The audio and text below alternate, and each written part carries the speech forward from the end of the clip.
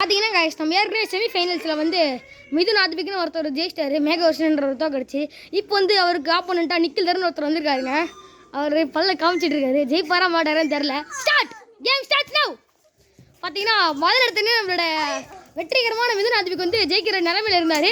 ஆனால் ஜஸ்ட்டு மிஸ்ட்டுங்க. அப்போது பால் வந்து அடிச்சிருக்கோங்க இந்நேரத்துக்கு ஜஸ்ட்டுங்க பார்த்தீங்கன்னா சந்துவில் போட்டு பாருங்க பாலை பாருங்க தரமான ஷாட்டுங்க நிக்கில் தரு நடிச்சது.